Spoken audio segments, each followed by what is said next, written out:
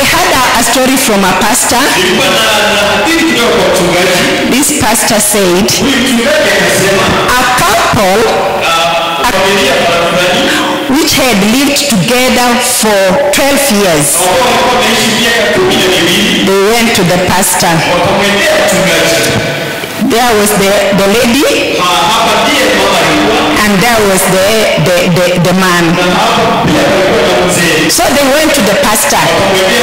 They approached the pastor. The man started. He said, "Pastor, you see this woman here?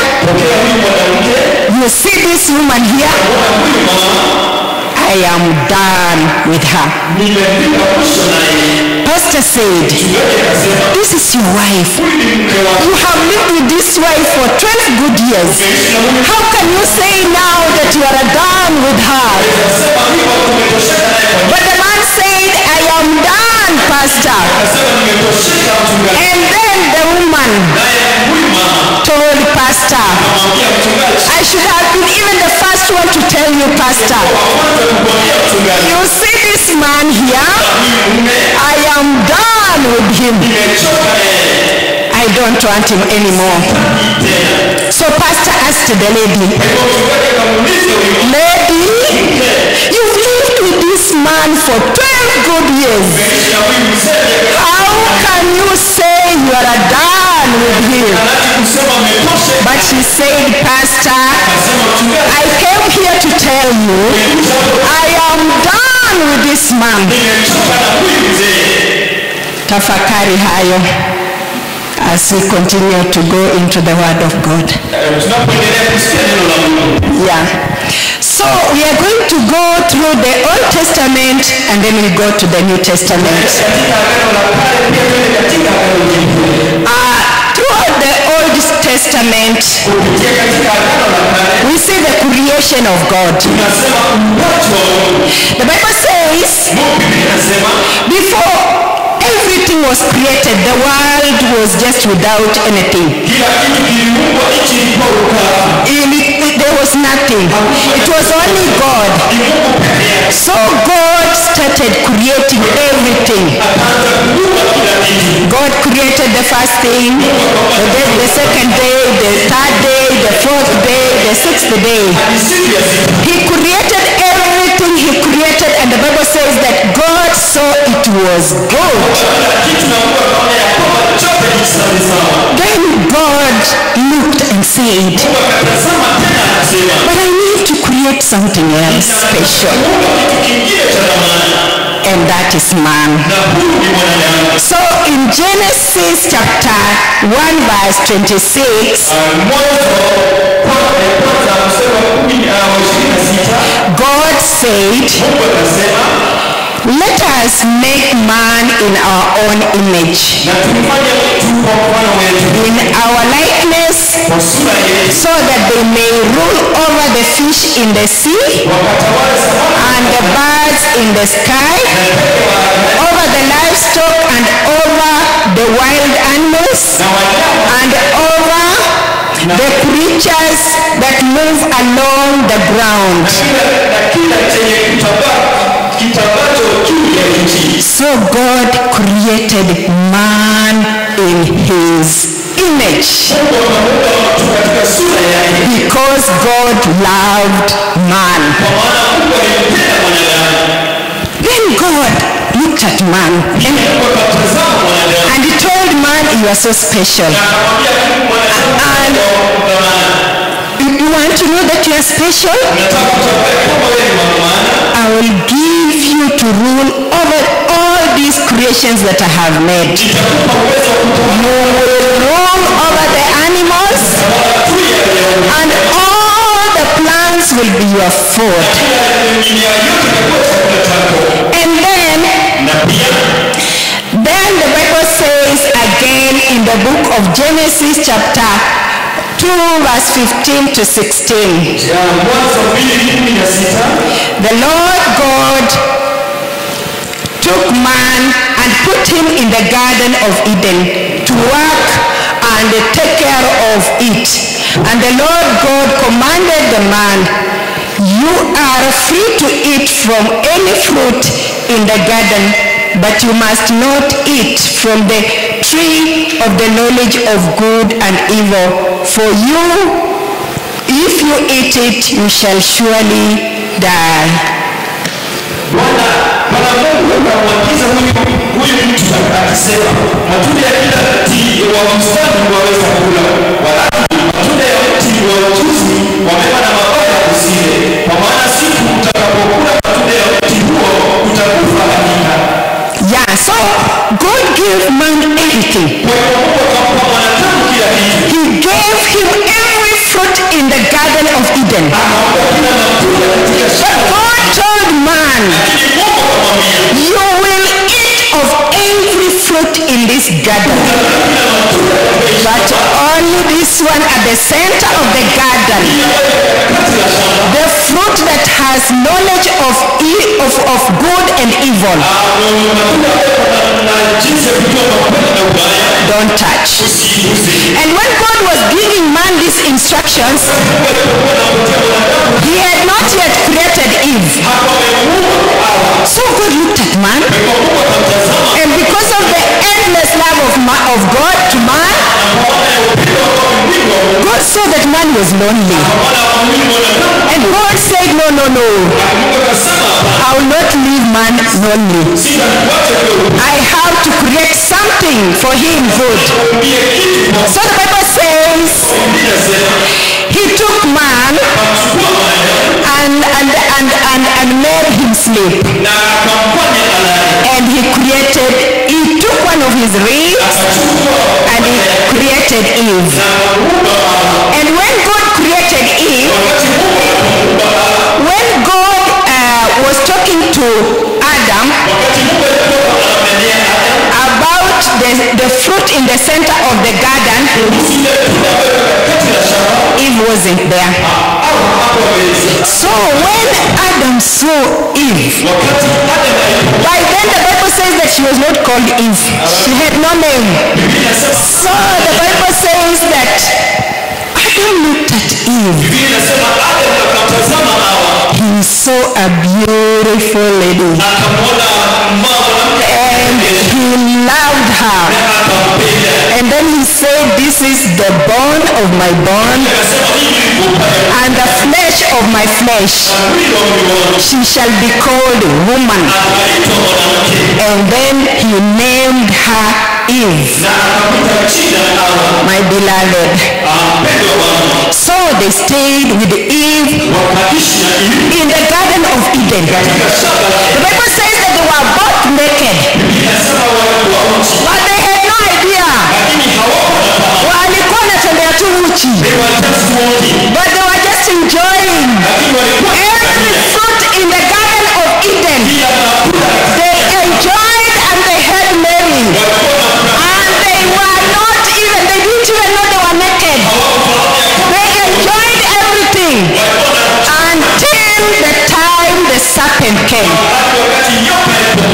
The Bible says in the book of the same Genesis chapter 3 from verse 1 to 7, if you read, you go home and read. So the serpent came, and the serpent knew the person I am going to convince is the woman, because she's the one who wasn't there when God was talking to Adam.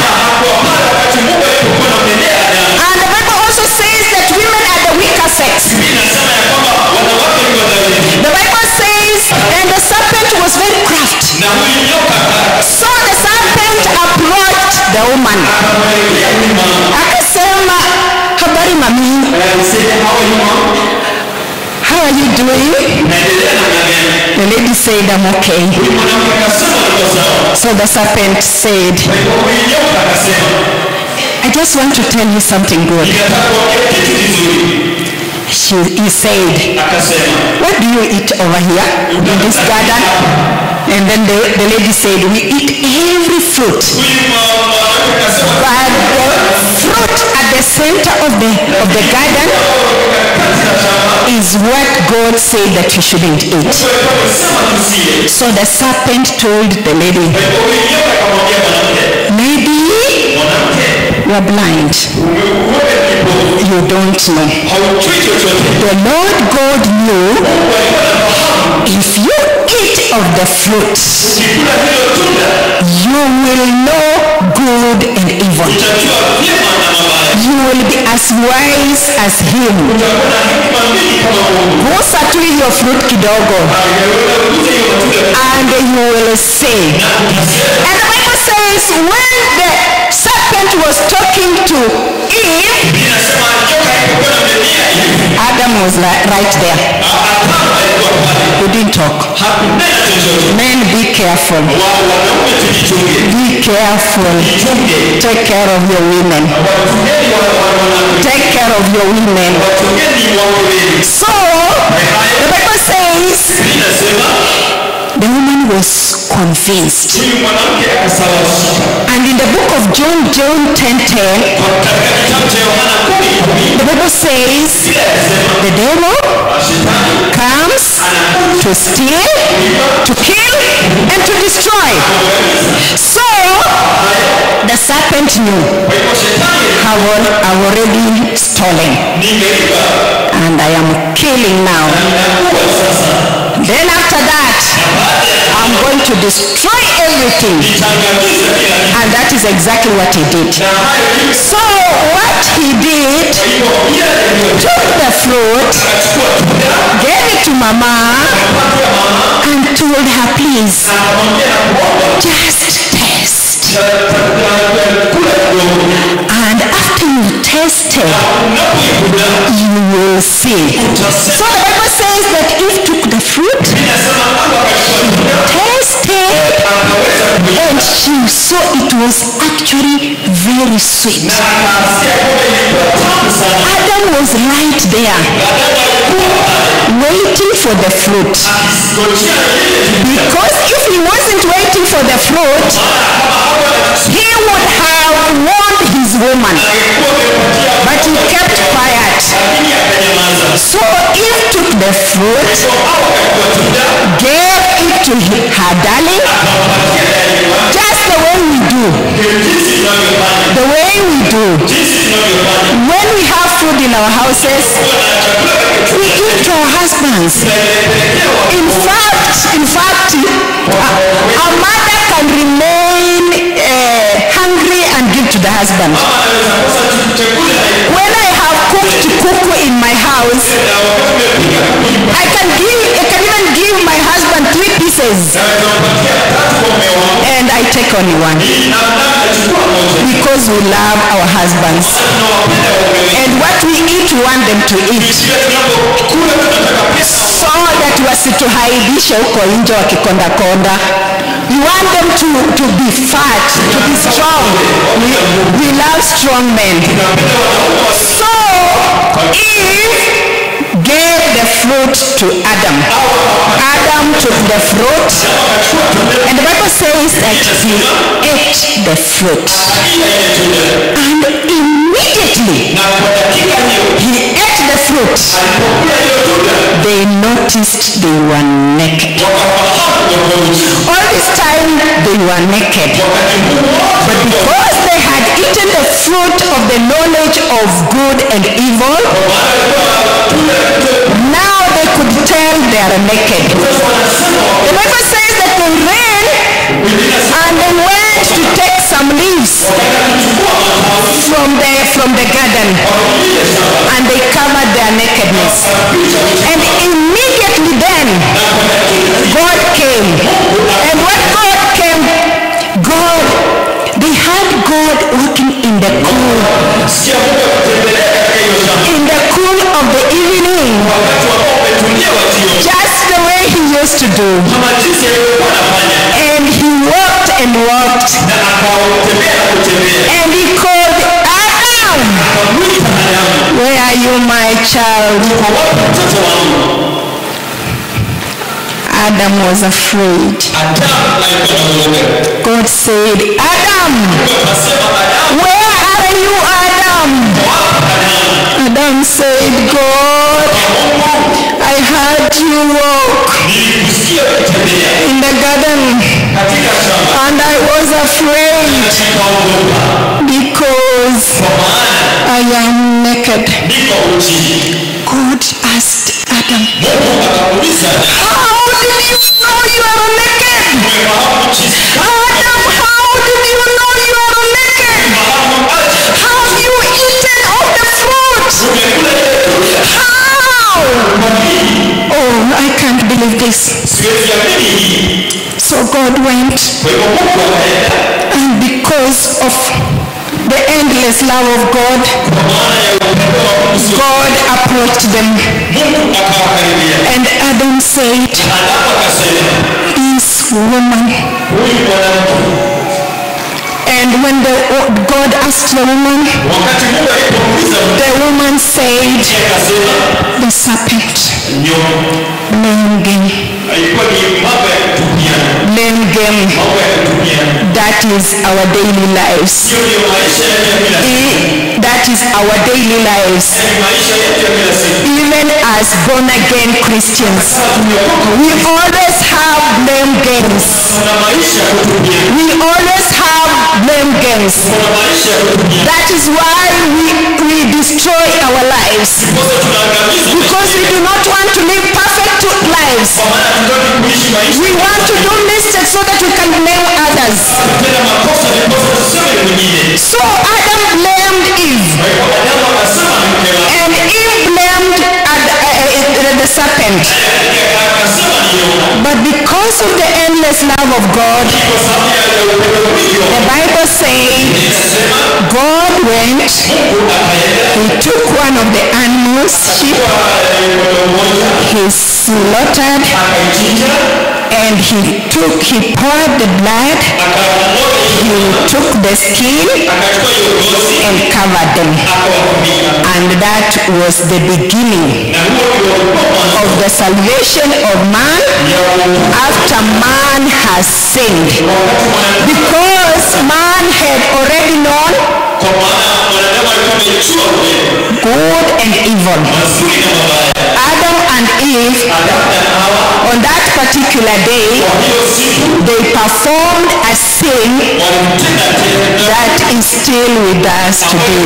pamoja nasi. If these people did not do what they did, Hao watu wakufanya walio, we would just be enjoying tungekuwa tu tunashangilia in that Garden of Eden. hiyo shamba, We would just be going utakuwa tu and eat of the things of the Lord. unakula And we would just be having merry. utakuwa tu And we would just be happy.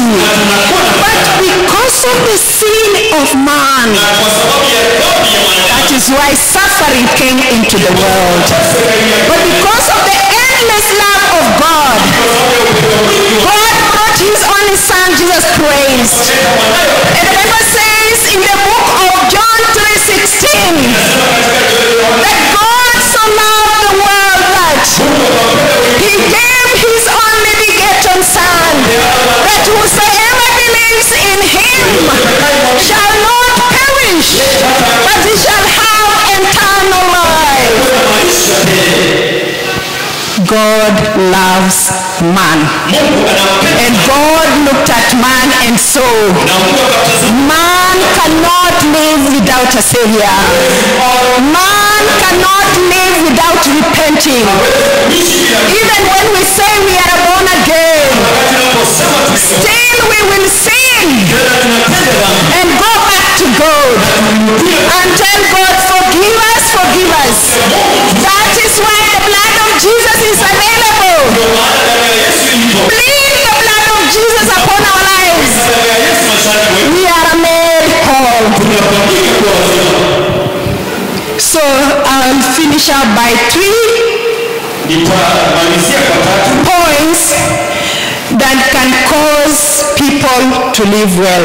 nitamalizia kwa 3 things.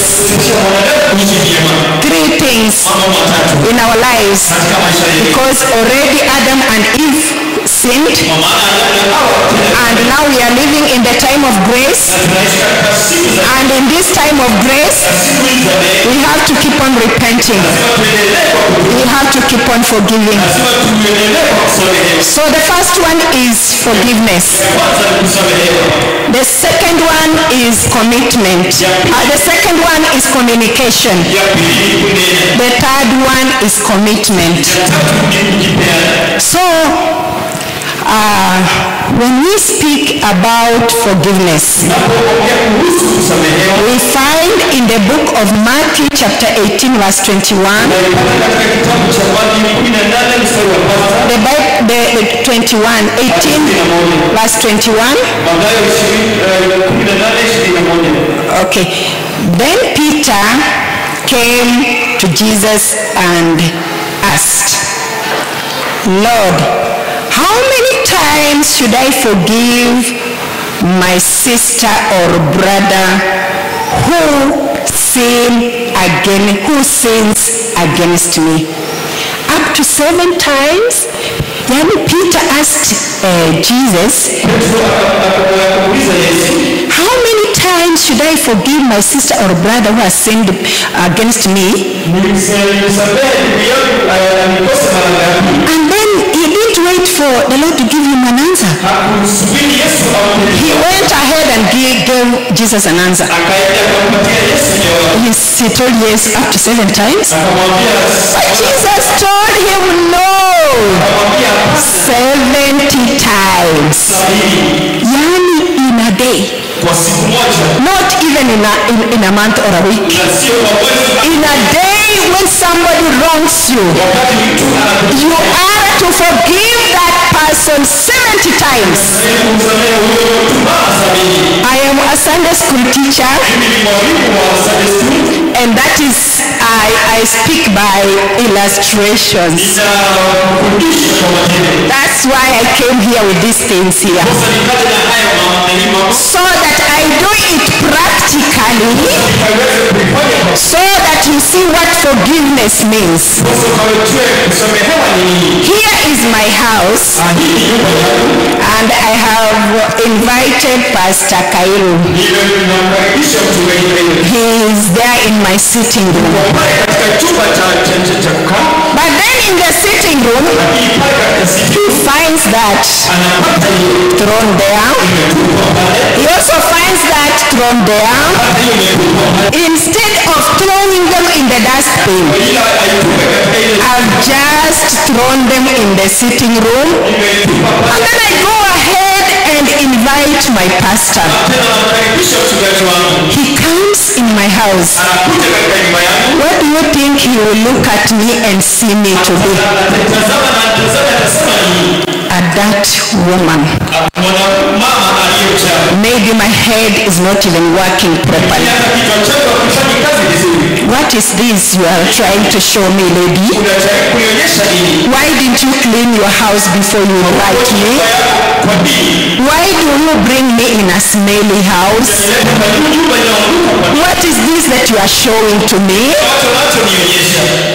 That is what we do to our hearts. That is what we do to our hearts. When somebody wrongs you, you take that thing, you put it into your heart, and you leave it there. Today you are moving on the road, you meet a young person, he abuses you, you don't forgive, you put it here. You are living with your family, everything that is done, you don't forgive, you put it there. There are women, especially young women, when they are wronged by their husbands, they stay for a month or even a week, they haven't forgiven him. Oh, alinikosea na mimi sitamsamehea. I won't forgive him because he wronged me. You put it there and it stays in your heart. And do you know what? What does that do to you? Every unforgiveness that you harbor in your heart, it goes, it dirtifies your heart, it continues to dirtify your heart, and hearts don't like that. Hearts like being clean. Before you know, you are suffering from depression. Before you know, you are suffering from high blood pressure. I'm visiting you. You are telling me, nimesikia tu niko na stress. I'm just stressed. I think I will not take it anymore. I won't take it anymore. You know why people suffer from arthritis? Why people suffer from high blood pressure? Why people suffer from heart attack? Why people suffer from depression? It is because of the spirit of unforgiveness. Somebody wronged you ages behind there, but you have kept it in your heart. You say you're not going to forgive, and that is you. Maybe I did something to you, and I went and I forgot, but you are still harboring in your heart. Ni nani ambaye anaumia? It's you. That is why Jesus told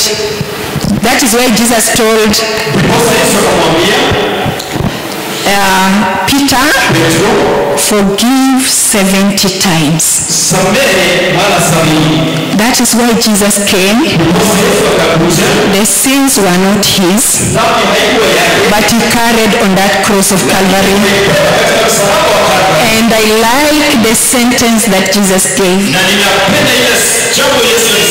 Father, forgive them, for they do not know what they do. When you are facing temptations in your life,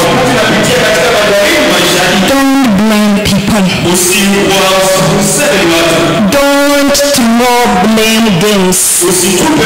Don't say, Jesus, this woman you gave me, or this husband you gave me, you know my husband is just like this, and my wife is just like this, and my children are like this, and my friends are like this. Don't throw blame games, because blame games will not save you. Put your knees down. Say the words of Jesus. Forgive him, Father, for he does not know what he is doing. And then about commitment. I want two couples to come with your seats. Two couples. I'm on the second point. When you lack communication in a home, or when you communicate. I want this to be the couple that communicates well. Yeah, and this couple to be the couple that does not communicate well, or doesn't communicate at all. So there is only one thing that is happening now. The man comes to the home and is told by the wife, is given some tea, welcomed well the way you welcome them. So after being given tea, you listen, you are going to demonstrate so that these people will know, will see exactly what happens in homes. So when she's given you the tea, and then she will tell you there is no supper in the house. I was waiting for you to give me some money so that I go and buy some food so that we cook. And then you have 100 shillings in your pocket. You tell her, that this is the money I got. Please just go and utilize it well. And I know tomorrow God will bless us again. And we will have something good. And we will continue. And this other one is just the same. The man comes and is welcomed with some cup of tea. And then the wife says the same thing. But the man, anapiga, the hands, this is why I don't like coming to this house. Whenever I come to this house, problems start. Can't you even leave me to rest a bit? Now the 100 shillings I had is what this woman wants. I'm not going to give her. And then you go away. And you leave the woman, you leave your wife crying. So go ahead and demonstrate. This is a breakfast. Nimekuletea chai na mkate, lakini kesho hakuna kitu. Hakuna breakfast. There is no breakfast. I don't have money. How can you tell me that you You see like No, it doesn't work like that. I expected to have food in my table. Now you can't tell me that. Na sasa nitafanya nini na sina kitu? That is not my business. You would have loaded in the morning what you do. Na sasa ningetoa wapi? Sasa nitafanya nini? I don't know what you are going to do. Now you can do what you want.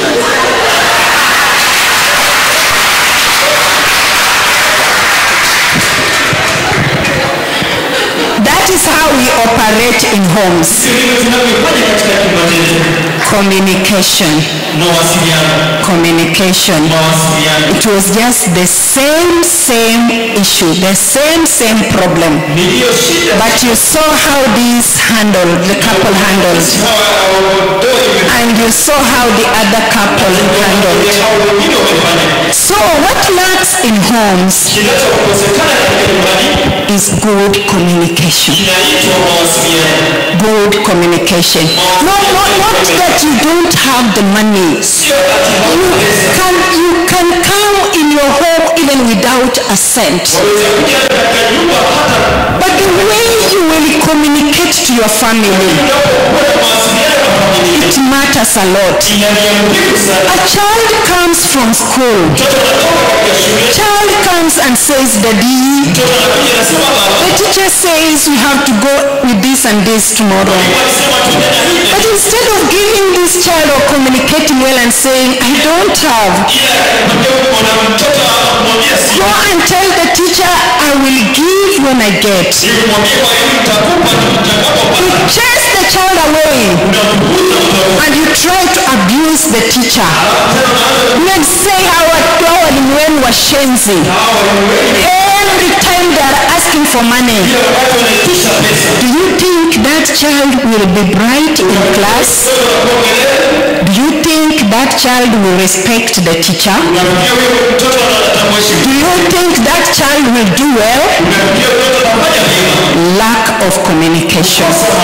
But if you communicated well, you told your child, I know, yes, we are supposed to do this and that. But for now, child, I don't have the money. Go and tell teacher, when I get, I will be able to do it.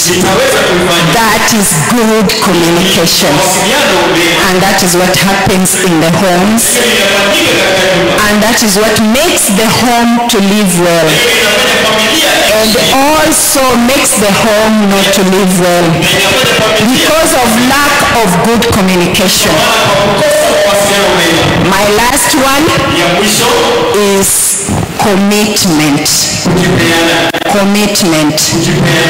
Okay, I will give you a verse on the issue of communication. It is from Colossians chapter 4 verse 6, which says, "Let your speech always be gracious, seasoned with salt, so that you may know how to answer each other." That is in Colossians chapter 4 verse 6. And then commitment, the scripture comes from Matthew chapter 22 verse 37. This is a teacher of the law. Teachers of the law are lawyers. The teacher came to Jesus. Mwalimu akamjia Yesu. One of the experts of the law Waliosomea tested Jesus with this question. akamjaribu Yesu kwa hili swali. Teacher, Mwalimu, which is the greatest commandment in the law? Jesus replied, "Love the Lord your God with all your heart and with all your soul and with all your mind. This is the greatest commandment. And then the second greatest commandment is, and love your neighbor as you love yourself." na upende jirani jinsi unavyojipenda. Kwanza upende Mungu. You have first love God. Upende Mungu na roho yako yote, Love God with all your heart, na moyo wako wote, full of your heart, na nguvu zako zote. with your strength, Alafu and then after umependa Mungu hivyo, upende jirani yako you love your neighbor vile unajipenda. as you love yourself. So Hiyo this teacher, the Bible says that he came to Jesus and wanted to test Jesus. akamjia Yesu na akataka kujaribu. So he asked Jesus, Akamuuliza Yesu, "Teacher, what is the greatest commandment agano gani kuu lililo kuu in the Bible?" katika Biblia? And Jesus told him, Na Yesu akamwambia, "Love the Lord your God Mungu wote and with all your soul na roho yako and with all your mind." pia katika mawazo yako. And then the second one, love your neighbor as you love yourself. Jinsi unavyojipenda. You know why Jesus said so? Yesu alisema hayo kwa nini? Because Kwa sababu we don't have love on our own. hatuna upendo sisi peke yetu. The Bible says that God is love, Biblia inasema Mungu ni upendo and it is only na ni yeye peke yake. that day Hiyo siku you will invite him in your heart tunakaribisha katika moyo wako, is when you will receive love. utapokea upendo. When you invite God in your heart Wakati unamkaribisha Yesu, is when you will receive love. ndio wakati unapo And after God has given you love Mungu amekupa and you have learned to love God with all your heart and with all your soul and with all your mind, umejifundisha kupenda Mungu kwa mawazo yako, that is when hiyo ndio wakati the love of God that is in you wakati upendo wa Mungu ulioko ndani yako will be able itakuwezesha to teach you kufundisha to love your neighbor. kupenda jirani yako.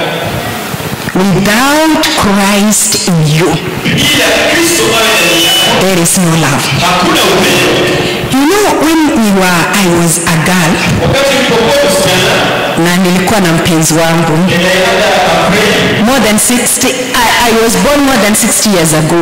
So you will know how old I am. I'm about 65 years old. Niko na miaka zaidi ya So when I had my husband and he used to write me a love letter anaandika barua ya mapenzi and he could say, na akisema "I love you. ninakupenda. I don't even sleep without." Siwezi lala Yani ninasikianga tu na kufikiria na kufikiria tu, hata sipati usingizi. And then na baadaye the fooled Frida, because he has fooled me, the fooled Frida kwa maana ilikuwa imedanganya could take that kaleta and sleep with it under my pillow. Nikigeuka kidogo tu hivi, nachukua kwa kabarua kangu and I read. And do you know what? This man, wherever he is sound asleep. Hiyo maneno anakwambia ata I don't sleep. Nikikufikiria hata usingizi inaenda. Uongo mtupu. A man who does not have Christ in him has no true love. That is why marriages are breaking. Because you walked on the road, you saw a beautiful lady, she attracted you, you married her because of her attraction to you. Because of the beauty, you bring her in the house, you discover she doesn't even know how to spread the bed. You discover she doesn't even know how to cook well. And you are not born again. What will you do? You take a woman, a beautiful woman, she's pretty, you bring her in the house and you discover she's all the time. What will you do? Without Christ. The love goes. Na mambo inaanza kama ile tuliona pale.